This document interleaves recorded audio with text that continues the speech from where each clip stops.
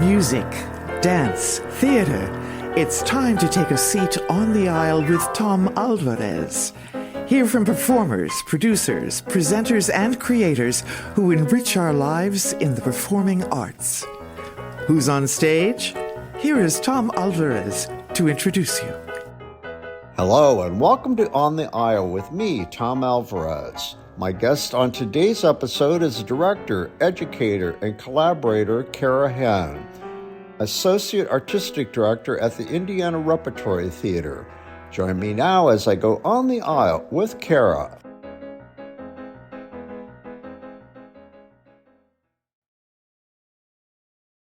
Welcome, Cara.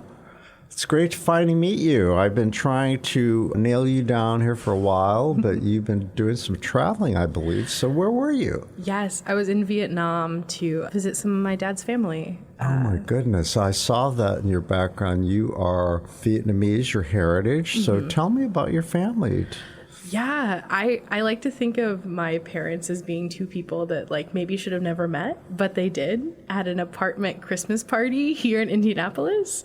So my dad is a refugee. He came over in 1975. Actually, he left the day before Saigon fell. And it's 50 years this year, which is why our family decided to make the trip back together to visit Vietnam 50 years after the war sort of ended, at least on America's side. That's fascinating, really. Okay. Yeah. So how did he meet your mother? Tell me about your mom. So my mom is she is the child of two folks from Appalachia who moved up to Indianapolis to, get out of the hills of eastern Kentucky. And she was living in Lockerbie Gardens and went to the Christmas party and saw this cute guy, and she asked him out. Wow. Well, that is quite a story. So you were born in Indianapolis. Yes. And when was that? 1993. Okay. And so tell me about moving forward from that. How did you end up at the Indiana Repertory Theatre as an associate artistic director? Oh my Cover goodness. that background for me. Let me just cover 31 years here for you. So I grew up here in Indy and loved theater. In fact, my freshman high school English teacher, Mrs. Watson, took me by the ear and put me in the theater classroom and said, "This girl is your problem." But I am lucky that I had teachers and people who nurtured that I wanted to be an artist, and I went to school for it and have bounced between Cincinnati, Baltimore, New York City, and I've gotten to direct or work as a director in over 11 different states at this point. And I'm back here in Indy because I believe that no matter where you're at in this country, in the world, that you deserve really beautiful, high-class art that challenges you intellectually, emotionally, and inspires empathy. And when I met Ben, I was actually so excited that he was leading the company and was like, "Hey, can I come join you?" It was very serious. Where did you meet? So we were introduced by the Associate Artistic Director of Cincinnati Playhouse in the Park, which is, I was working there with her. And she was like, "You're from Indianapolis? You'd want to go to Indianapolis?" And I was like, "Yeah, it's where I'm from." And so the introduction began, and here I am. So she knew that there was a position open, correct? Yes. And, wow, talk about timing. Perhaps fate, destiny, huh? It really felt like so kismet and like things were falling into place because I was not like actively pursuing this job necessarily. Did you know about it before the tech? I didn't. Interesting. I was in New York City grinding, trying to make ends meet, doing like a lot of new work, development, working with playwrights, traveling, directing at universities and around the country. And I had like recently been craving a home base and an artistic space where I could really dig in and feel change directly, because something about New York City that I love, but is also like a double-edged sword, is that because there's so many artists, the art often is just being consumed by other artists. And at the root of my work is the desire for like community engagement and for the ability to like make a change. And I found that here. Did you do your due diligence on IRT? Did you study its history and its background and such? Oh, all of that? Absolutely. While talking to Ben or after he hired you? Well, IRT was where I actually saw my first professional show. And what was it? It was Christmas Carol. Oh, my darn. I was taken to Christmas Carol, and then How old were you? I think it was like third grade or Was something. it school matinee? Uh-huh. Okay. Who directed at the time? Who was director? Oh my gosh, I have no idea. Okay. Probably Janet. Okay. I'm sure, or Risa. Yeah. Both like amazing women. Where did you go to grade school? I went to Southport. Okay, that's okay. Southport. Yeah. All right. Southport Elementary, middle, and high school. Really? Yes. You're a Greenwood girl or Southport person. I'm the South Side. I love the South Side. It's great down there. The South Sider, yeah. But it also means that I have, of course, like an inherent like North Sider ew. Yeah. No, I get it. Did Southport have a high school drama program? Yes. Yeah. Did you do plays? Did you direct, act, or all the above? That is where I did get to direct my first piece. I started as an actor, as so many people do, and I had a great teacher who continued to push and was like, go to school for theater, do it. Were you a good actor? I think I was a solid actor. Okay. I think that part of the reason why I transitioned out of acting is that there are a ton of stereotypes around who should be doing what in theater and film. And, you know, I'm not a small person. I've always been a larger body person. I'm biracial. I don't necessarily fit into like one category or another. And so I really felt the squeeze of not knowing where I fit, and that discomfort. And I had amazing teachers, but teachers who I think were also still trying to figure out how to work that too. And so I sort of fell out of acting because it wasn't there for me. I understand. Yeah. So, in directing, what attracted you to directing? Well, I had an amazing teacher and mentor, Dr. Paul Jackson, who has passed, and he is up there with Lorraine Hansberry drinking cocktails right now. But he was one of the only professors of color in our department and saw me sort of struggling inside of my identity and who I was, and took me under his wing in a really beautiful way. And then I was out in the Berkshires working in the costume shop, but I got to see a professional director work for the first time, and I was inspired.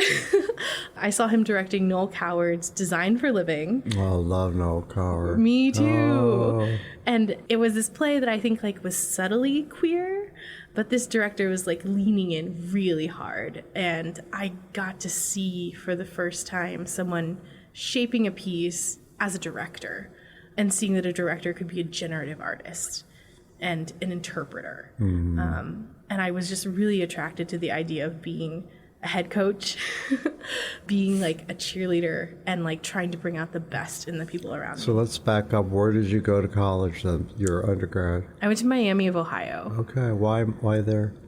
Well, I actually, so during the recession of 2008, my father ended up working in Ohio because of, you know, getting laid off and trying to find a job. What did he do for a living? He was an estimator on large-scale concrete structures. Okay. Which is a very niche construction job.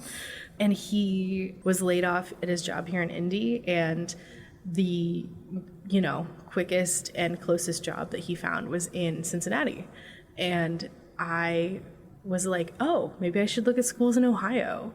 And I went to Miami, and that campus is just beautiful. Oxford? Yeah, yeah. And Robert Frost said, you know, it was the prettiest place there ever was. And I take it they had a good theater department. They have a good theater department. Did you apply for other schools, and that was the one you chose, or what was the... Yeah, I chose Miami because I wanted to be close to my dad. I saw the potential for me to like try everything. I was like, I want to be an actor, but I also draw a little bit. I also am like interested in design elements. And I think that going to Miami and being able to try all of those different pieces of the theater world is what led me to become a director. Multi-talented. I costume designed 2 shows. When you say costume designer, okay. Interesting. So what years were you there? I was in 2012 to 2016. And what was this experience like looking back? I am really grateful for my time at Miami because it taught me a lot about resilience. You know, we were in such an interesting period of politically time.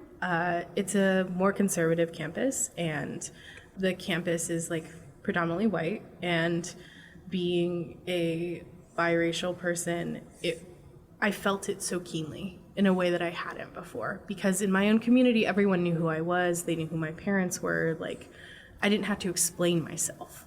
And I felt myself having to explain who I was over and over again at school, and feeling frustrated with not being able to fit into this sort of perfect, You're the perfect person for me to compare notes with. I'm Mexican American, and yet I've had my whole life say, well, you don't look Mexican American. To which I finally learned my favorite retort was, what is a Mexican American supposed to look like? Yeah. What does a Mexican look like to you? Yes. And of course, I discovered that folks, generally their worldview is limited in this country, in general. But when it comes to race, you know, it's so loaded, right? And pigeonholing based on, was it your last name that gave you away? Part of it, and also because mine does, obviously. I was a lifeguard the summer before school too, and I was just like, I came into school very dark, and my friends, I lived in the international dorm. A lot of my friends were Black when I started school, and people sort of like pushed me into like an other category. Even if they weren't sure what I was, they couldn't find their kind of whiteness in me, which is I think what you're talking about, in that people want to see. You're not stereotypically, quote, Asian. Yes. Or as Midwesterners still say, Oriental. Yes. Which I will say, sometimes my dad goes, you know, I'm Oriental like a rug. So I love that.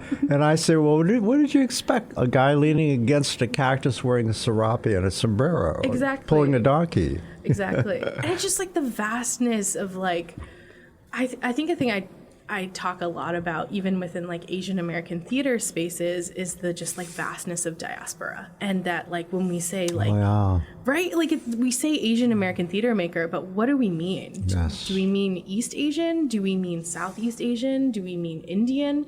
There's just... Yeah, it's very complicated, yeah. People want to pigeonhole you, right? And you have to represent all of that. Oh, right? yeah. All at once. Yeah. You become the, right? Yeah. You hold it all. Yeah. So you had to navigate all that, but you found your tribe in theater, and it sounds also like your dorm or where you live. Yeah.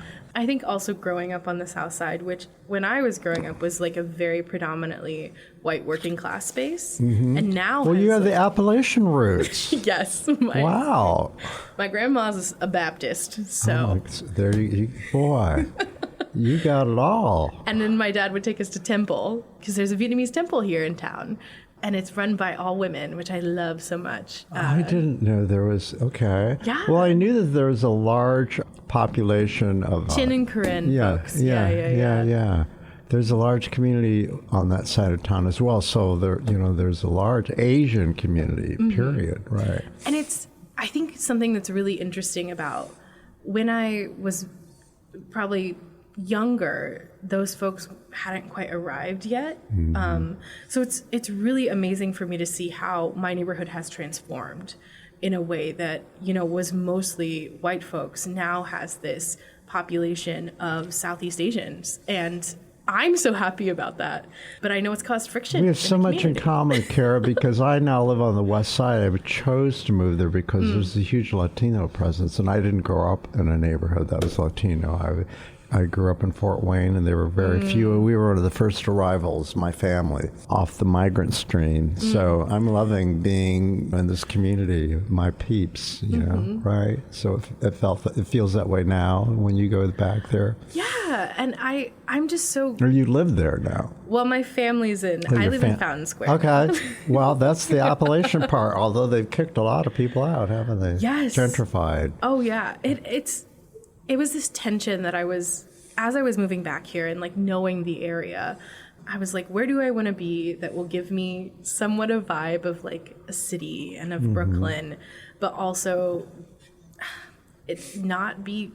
it's hard. Gentrification is hard. Yeah, it's a lot of people, that's a bad word. And in some sense it is, right? Because where do those poor people go? They get pushed out. But change is constant. And I'm not for gentrification. But it's a very complex thing. It's not like a cut and dry, black and white kind of thing. Exactly. But it's a home for artists, and that says a lot.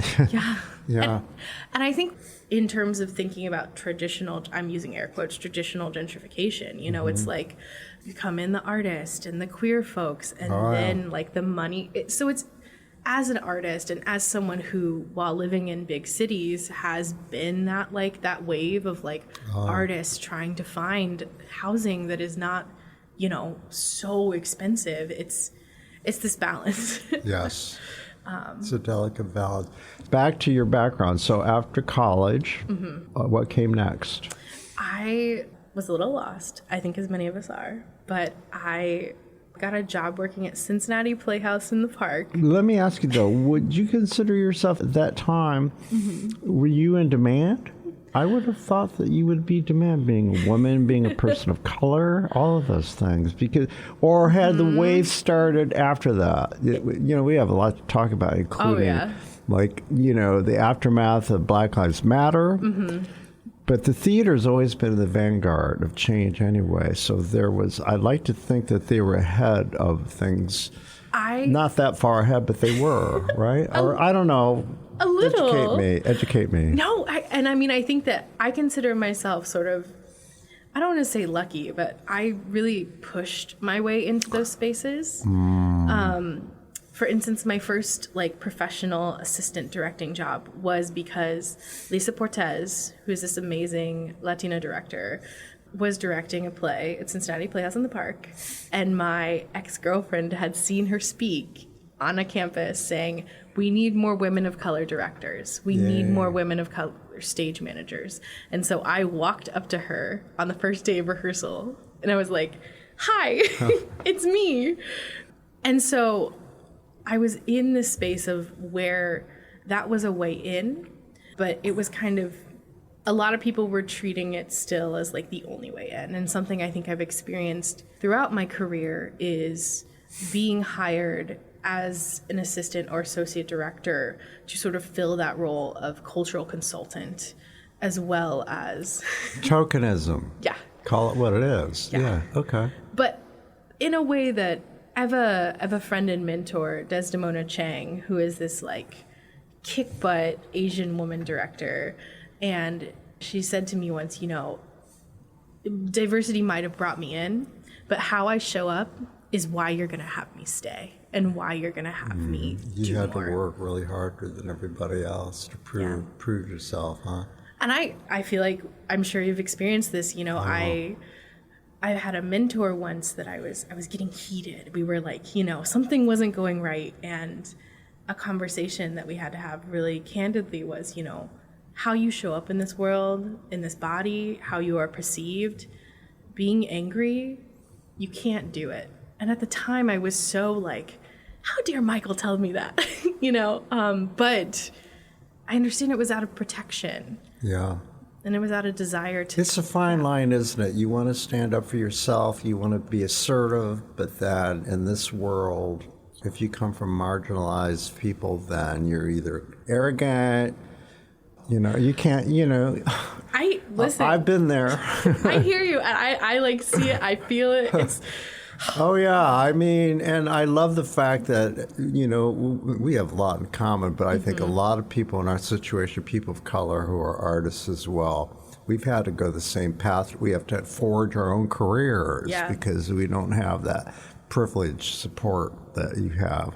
But as you said, once you get there, you are constantly under pressure to be the best. I want to be anyway. I'm a perfectionist. Are you? Oh, absolutely. Okay. So it's already in your nature, or you wouldn't have gotten where you are if you hadn't been assertive or proactive, or some call it pushy, right? Exactly. It's so interesting because you're damned if you're doing, you're damned if you don't, right? Yep, absolutely. Mm-hmm. Yeah. And perfectionism is something I'm also trying to unwind in my mind too, because there is no perfect, right? Especially as an artist, you're always striving. Well, I like that old cliche, life is a journey with no destination, right. Progress and not perfection. But still, you need to have a goal that's, the standard for art is why not strive for the best? Absolutely. Yeah. And which is, I think, so interesting because being exceptional is the baseline. I was talking to a friend about how I'm when I make art, it being good, that's just a fact. What we're adding on is how to make it great. Well, I'll give you an insight as a reviewer what I've learned, and I'm a producer myself, an actor. I've done it but I also write about it.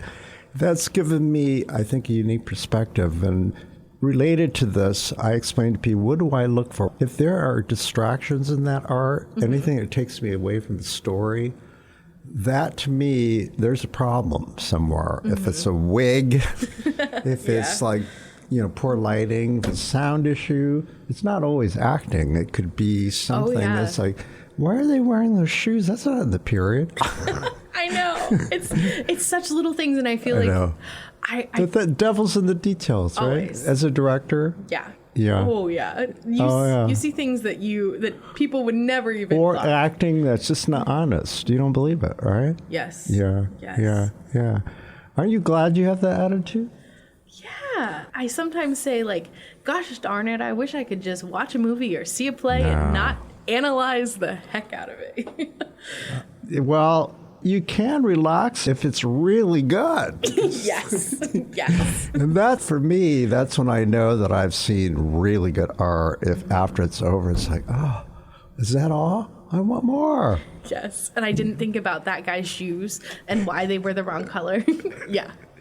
Yeah. All right. So you did it sounds like you did some great gigs. Wow. Great theaters and ventures. Yeah. I think after Cincinnati, I was really wanting to move because I was in education there. And I love the youth. I love education. But I was really looking for moving more into the artistic side of the theater. So I went to Baltimore Center Stage, where I continued working in education, but I also got to be part of artistic. You live in Baltimore? Yes, Baltimore. Where? I lived right in Mount Vernon. Oh my goodness, yeah. I loved Baltimore. It's so gritty, and John Waters. Did you eat crabs? Did you go to crab feasts? Oh yeah, I was introduced to what seafood was, Yeah, it's a lot about beer drinking though too. Part of it, that's salt. Beer and crabs and Old Bay. Yeah. I learned a lot about Old Bay. What do you call that part of the crab? They said, "Oh, don't eat the devil." Oh yeah. What's it called? I think it's called something like devil. I don't know. It's poison something. I showed up and I was there and I hit the thing with the hammer and I was thank you. Yeah. How long were you in Baltimore? I was in Baltimore, for about 2.5, almost 3 years. Oh God! So, can you do that accent? I love that accent. It's kind of like Baltimore accent. It's kind of like a New York thing, like a Brooklyn thing. It's like Brooklyn mixed with a little bit of Southern, because they like to remind us in Maryland that they are the South. Maryland, is it Maryland? Maryland. Yeah, I had a sister-in-law from Baltimore, Maryland. Yes, Baltimore, Maryland. It just kind of runs together. So that is a very iconic regional theater, right? Mm-hmm. And I chose that place as one that I wanted to go because at the time, Kwame Kwei-Armah, who was the artistic director there, was the only black man leading a regional theater. Okay. And I really wanted to learn from leaders of color. And so the artistic director, the associate artistic director, the director of new work, my boss, Michael, I love him. Michael Wiggins, an amazing teaching artist who taught me so much. I learned so much from being at a theater that centered voices of color and centered intersectionality. And did he do a lot of work by people of color, playwrights? Definitely. Themes, yeah. Yes. Uh-huh. I got to see more new work than I had in a long time. I think that the biggest thing was that hiring artists of color and having artists of color on pieces was a given and not just for one piece. And I think that was a big thing for me, was seeing that like the teams for every show were diverse, not just the shows by people of color. Just reflecting the world we live in. Yes. Yeah, And programming and hiring and yeah. And I think that that's a goal that reflecting the community that you're inside of is something that like I'm really excited to do at IRT. And something that I do believe the theater is like really committed to doing is reflecting our community back at us. Well, I can tell you, again, as a reviewer, I've been around since they were founded, by the way.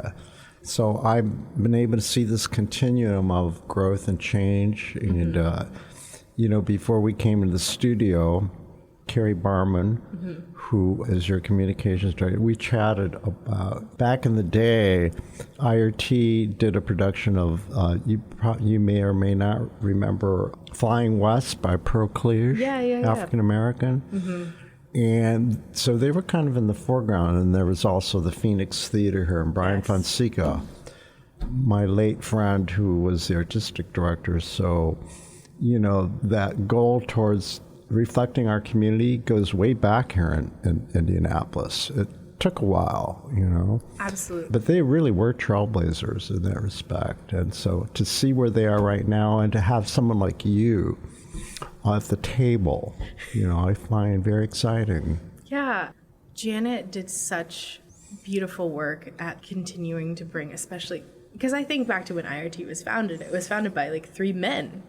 And to have a woman then lead for so long and, have a queer playwright in residence for over 20 years who was like, James, I love James. James is directing right now, to be like an openly queer man and be like, I am your Indiana resident playwright. Brian was queer. Brian was part Mexican. Yes. Listen, I'm just so excited for the future. He did some of the first queer material. He did a lot of African American community. I was a member of an almost all Latino cast, The Promise by a Puerto Rican playwright. So Indy has the tradition of sneaking that stuff in, but I think in between the IRT and the Phoenix, they've educated a couple generations. Oh, absolutely. At least 3 now, hopefully, 50 years. Yes. Yeah. And coming back and learning about Asante and the work that they're doing with our community. I'm so glad to be back and see how much the theater scene has grown. Are you getting out and about? I'm trying. Yeah. I said recently, 8 months and producing a season of theater has been so much. Yeah. Well, are you consciously, intentionally hoping to see local theater? Absolutely. And I've gone and seen a number of things at the Phoenix, and the New Harmony Project and their Playfest was something that I'm such a huge fan of. New Harmony and the work that they do. So let's briefly go over some of the other great theaters. So after Balmer, you went where? After Baltimore, I did a quick stint in New York where I did my really fancy thing, which was that I was a directing fellow on Hadestown on Broadway. Really? Yeah. Wow. Rachel Chavkin is one of I saw the mentors. touring production last year here. Do you know any of those people? I probably know the director who put it in. Keenan. Well, He's a good friend. Yeah, but I got to go to New York and experience Broadway and see what it was like to produce on that scale and experience what New York theater felt like. Wow. I mean, that's what people aspire to make it there in some fashion or form and to work in the professional theater on Broadway. So you did that.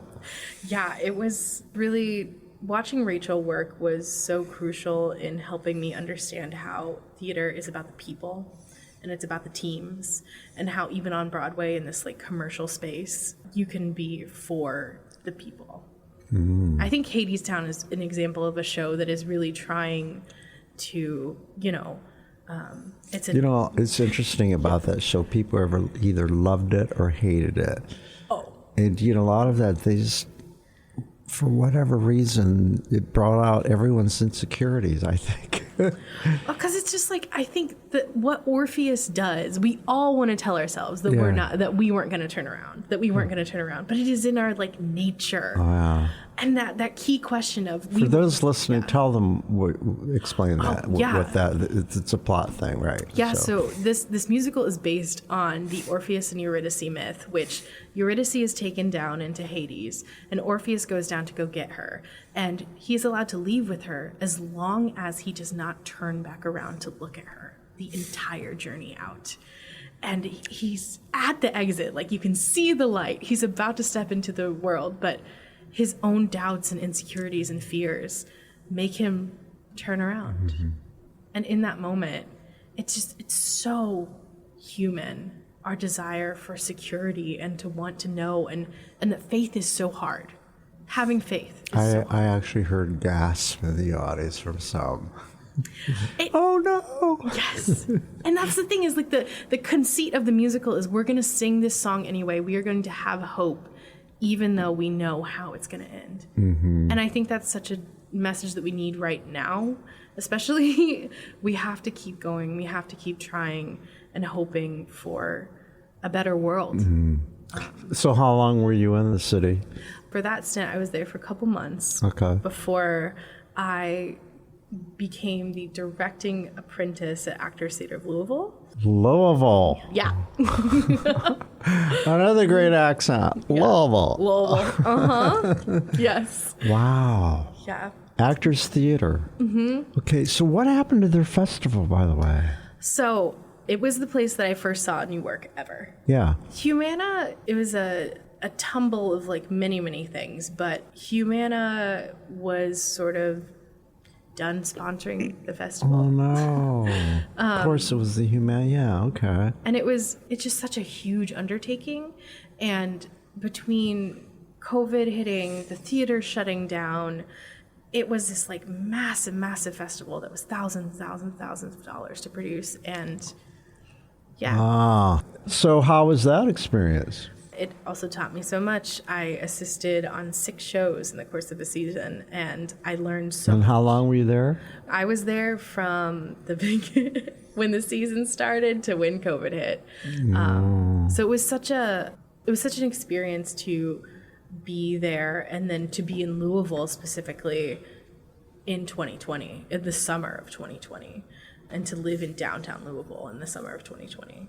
It was like an incredibly transformational summer, and taught me a lot about resilience, about what it meant to be someone who was asking for change, and to get tear gassed for the first time.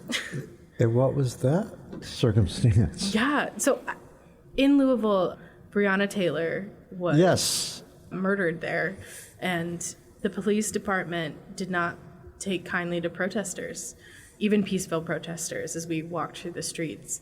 And so it was just a really intense time, and I decided to show up and try and be out there. And it's where I experienced, for the first time, a different kind of racialized fear, I think, and it taught me a lot. So then, how long were you there? I was there through 2020, and I came back here briefly and was like barista-ing it up. And just what a cliche. I know, right? I was like, I'm a barista back home. Before. Well, I mean, you got to make a living. Yeah, that comes with the territory, doesn't it? Absolutely, being an artist. And then I got this. The Drama League is this organization that supports directors in New York, and I had got this amazing fellowship and spent the entire summer of 2021 in Ithaca, New York, getting to direct and work with their company of young actors, and moved to New York right after that. Wow. Okay. And then what? In New York City, I did so much assistant and associate work for amazing people, and it taught me so much. I got to work on like a pre-Broadway musical that never made it to Broadway. New works that were being developed at like MCC, the Playwrights Realm. And I also really got to begin my relationship with playwrights and becoming someone who wanted to work with new work and shaping new work. Well, so you got to see the whole continuum of making theater. Yes, from the basement in downtown where we were like trying to find enough lights to light the stage all the way to a pre-Broadway. Isn't that wonderful, though? Because of that background you have, you know what possibility means.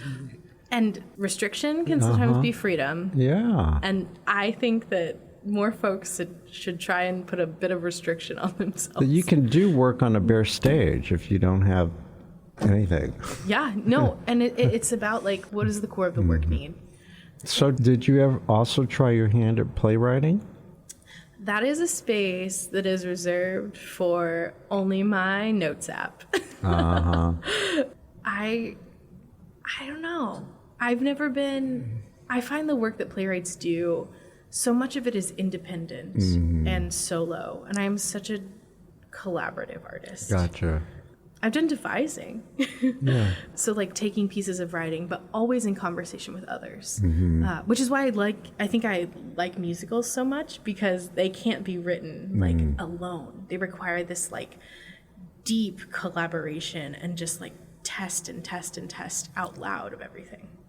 Well, you got that right. I so much want to talk to you offline because this is about you, but we share so much. I wrote a musical, an original musical on the life of sculptor Calder the musical. Now, doesn't that sound boring unless you know who Calder was? He had a very theatrical life, and his work was very theatrical.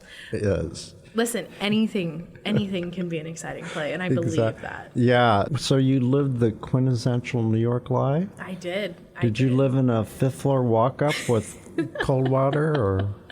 Thankfully, I did find, by the time I left, I found like a gem of a pre-war apartment that had an elevator. Oh, wow. And I shared What that. side of town? In Brooklyn, in Crown Heights. Okay. I loved living in Crown Heights because it was such a dissonant neighborhood, in that like we had a huge community of Hasidic folks. Oh, right. Oh, I know what you're talking about. And then there was this huge community of like Jamaican, Trinidadian, Islanders God, folks. I love that. And they sat right up against each other. There's a documentary, I don't know if you've seen it, and also like a Netflix series about the Hasidics in that area. Yeah. Or nearby there. It's so fascinating that like learning more about like there's different sects of Hasidism. Okay. Who are the ones with the big mean hats? That is in Williamsburg. Okay. Yeah, Williamsburg. Yeah, okay. Wow. You've had a really rich background then. I will say, as like a biracial person who like looks not white but is sort of in that ethnic gray zone, being in New York City was in some ways amazing because there are just so many mixed race people there. You finally fit in, right? I was not at all an oddity. Yeah. And people did not instantly try to cast like whiteness upon me or a different race upon me. There's so many people that hold multiple identities there that it's always like a question rather than... So you haven't been the same ever since those days when you didn't fit in. Yeah, it's such a... I think one of the really wild things about being home is how much more sure I feel about who I am. Yeah, that was my thought. You feel more complete. Yeah. And it took me in away for a little bit, but there's so much here. And there's so many kinds of people here in our city. Indiana is not a monolith of people. It is... How much has it changed since you lived here? Since you left, let's put it that way, college. Yeah. I think immensely. Thinking about where I grew up specifically, like the South Side looks completely different than it did in 2008. And I think that's a really exciting thing. Different in what way? Just the people, the restaurants, the grocery stores, having Asian grocery stores. I love it. It's so exciting. And I just want folks, I think my hope and what I hope art can do is allow folks to not be afraid of different things and of seeing new things come up in their communities. So, thus far, what are your impressions of Indianapolis through the lens of Indiana Repertory Theatre? Well, I am so pleased to see the diversity that has come through our doors and the commitment to diversity on our stages. I think that our community ambassador program is this really beautiful thing. Yeah, and I was talking to Carrie before we started this conversation. I was telling you, it is so heartwarming to see the audience was almost 3/4 African American the night I was there. And to see those folks, Indianapolis is still segregated. That's the truth. Absolutely. Black, white audiences, rarely do they mix, but now with the IRT and the Phoenix, you're seeing mixed audiences. It took forever. And also Latino audiences at the Phoenix Theater, whenever, we're starting to see more of that too. And that's profound. And in my estimation, having lived here for as long as I have, and when I moved here, there were like 10 Hispanics, and we all knew each other. I hate that word, but that's what we called ourselves back then, Anyway, so the diversity is alive and well, and it can only grow, hopefully, right? Absolutely. Yeah. We are committed. And tell me about your LGTB sensibilities. Yeah, I mean, Queer. Yeah. Someone my age, I'm having a lot of trouble owning that because it's so tied to me to just, it's so pejorative and ugly and all of that, Yeah, and that I think that's the amazing thing about time and change and shifts is that the reclamation of the word queer is something that it's astonishing. 13, 14-year-olds are like, yeah, I'm queer. Yeah. What about it? And not even sort of understanding what that stigma around that word used to be. And so it's, in terms of LGBTQ folks at IRT, it is, as that person, sure. As a woman who's a non-binary, femme, queer human who came out in college and lived, when I last lived here, was very much more in the closet. We're here, and we're not going anywhere, and we've always been despite on the stages. This, we don't get into politics much on the show. We're open-minded, but nevertheless, some of the policies that are happening right now affect us all, so we can't ignore, especially those of us, people of color. What are your fears?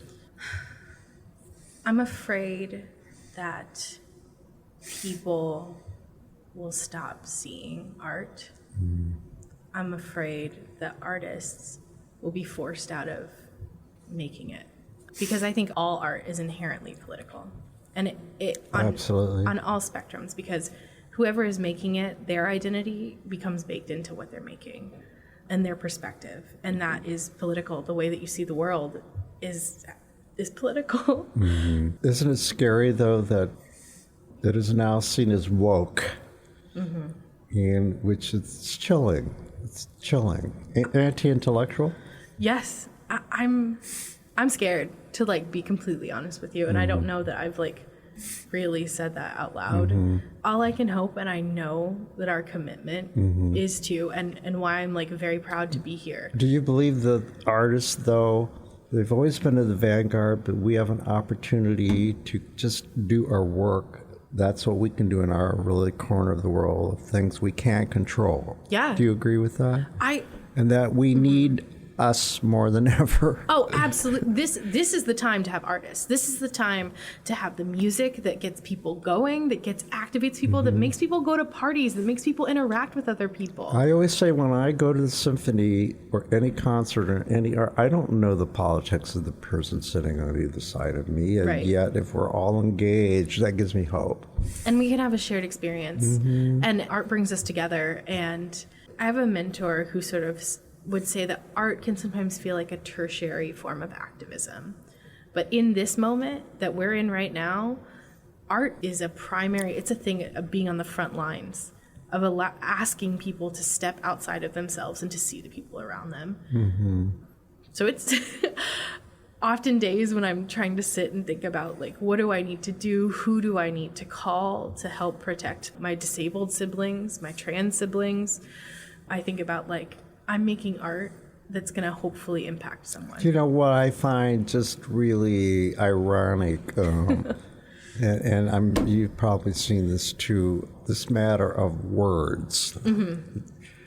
If you're in the theater, you know that words obviously matter. I mean, yes. But The recent removal of the T from LGTB on the signage for the Stonewall Inn in New York City, and yet it was, while they weren't technically transgender, they were transvestites, you know. Yeah. And yet, so that's part of the problem. Let's lump everybody together. And I mean, it's so ironic. Think about that. Yeah. I mean, you know, it's like absurd. It's humor. It's like...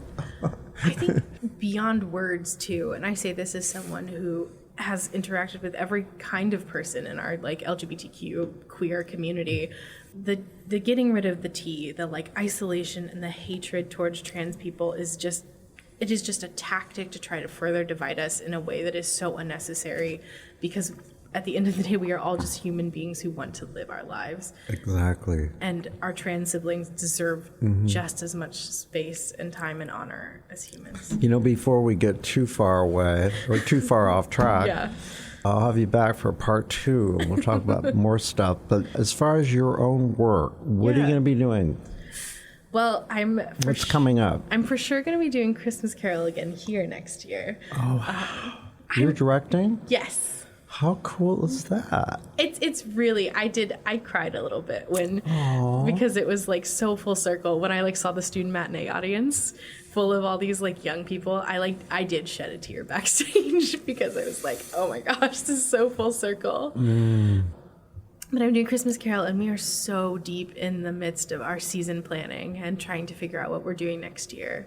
Are you doing a musical? Yes, we are doing a musical. Cool. But are you doing the musical, since you love musicals? I'm not doing the musical this year. This year, but we'll see. But I'm very excited. We've actually chosen our musical, so I'm very excited. Oh, you can't tell me? I can't. Okay, I know. All right. You could kill me. Go ahead. I will say it is newer. It's a newer musical. Okay. Tease that. All right. Yeah. So. I have my ways. I'll find out. So. I have no doubt. But okay. What else? I'm really excited for. Don't you guys work a couple years ahead, though? I mean, you kind of have to. Kind of, yes. To get rights and stuff. Yeah, I'm really excited to work with our playwright in residence, Jessica Huang, who. I have to have her on the show. You might also a fellow person of the global majority. Exactly. Who is also biracial and grew up like me in the Midwest, and Jessica's work is just breathtaking. Fantastic. Do you work directly with Richard Roberts, the dramaturg? Yes, Richard, who sits right next to me. You know, he's the one who gave me my first job as a reviewer. Oh, I love that. Oh, yeah, we go way back. I said, I don't know anything about reading. I never read. He said, oh, you can do it. He says, you're smart, you got style, you can do it. That's exactly how Richard said it. I got to thank him. You know, I thank him profusely all the time I see him, but he's brilliant, right? Yes. Yeah. I value Richard so much as someone who holds so much, not only institutional knowledge, but knowledge of like the city and this place. Well, let's give a shout out to Ben. You already have, kind of. Yeah. Yeah. So, would you regard him as a mentor, or? Absolutely. Yeah. Ben is such a T. He was so kind. And I'm not going to lie, I haven't experienced an artistic director that is as kind as Ben. And that's what I think had me like really taken with him and with IRT, is the level of kindness that I felt on every level of the theater. And obviously he saw how you could fit into the big picture of his vision, right? As an artistic director. Yeah. How about Suzanne Sweeney? Oh, Suze is in the control of numbers in a way that I don't know how her brain works. Yeah. Suze has been also so supportive of everything, of IRT's direction, its vision, its commitment to diversity. Suze has been such a wonderful support. Yeah. So you're enjoying Indy and your life here? I'm trying. Yeah. I'm trying. It's been so cold. It's like I got here and I was like, oh my gosh, new job. And then it was immediately winter. And I'm like really excited. And when did you start? August. Okay. Yeah. So fresh. Okay, so are you enjoying living in Fountain Square? I love Fountain Square. Yeah. I walk my dog that I got, in October. What kind of dog do you have? She's a pitty and golden mix. Oh, a pitty. Oh, I love them. They're so sweet. Yes. Yeah. She's an angel. If they're nurtured, they are sweet. Yes. She's like at home right now, probably being like, where is she? What are some of your favorite restaurants? Have you found any? So I love Homie Hot Pot. Homie Hot Pot. You mean on Lafayette Square? Yeah. Oh, I go there. I love Homie Hot Pot. It's so great. The like giant they hot got pot everything. buffet. They've got know. pizza. It is my comfort food. Sushi to order. They got it all. Exactly. Okay. I love Homie Hot Pot. I got of course, Milktooth, Bluebeard, Bodie. You are a foodie. Thai Spice on the south side. Yeah. I love Thai Spice. That's really spicy. Yeah, cool. Well, listen, time to wrap this up, but what a delight. Yes, So thank much, you. we share so much in common, but I think it bodes well for the theater to have your eye and to have your sensibilities, and given all your interests, ethnic and otherwise, it's going to be good for the city to have you. So welcome to Indy. What is your message to Indianapolis?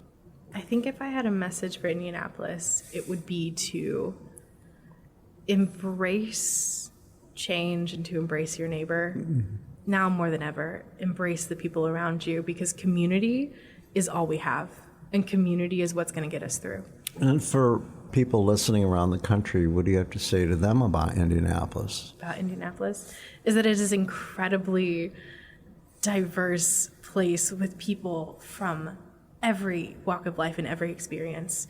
There are incredible intellectuals here. There are incredible sports too, but that to never write off any place, to never think of one place as simply one thing, but to know that there are always people of every walk of life everywhere. Well said. Thank you, Cara, for coming on the show. Thank you. I'll be on the aisle. Oh my gosh, yes.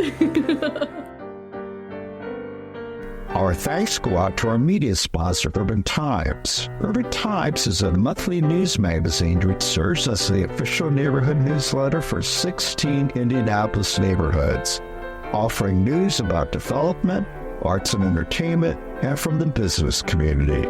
Who will take center stage on the podcast next? Your seat on the aisle with Tom Alvarez awaits. Follow Tom on Facebook, Instagram, Twitter, and TikTok, and make sure to visit tomalvarez.studio. Watch Tom every other Thursday on Lifestyle Live on Wish TV, and make sure to listen every week here on the All Indiana Podcast Network.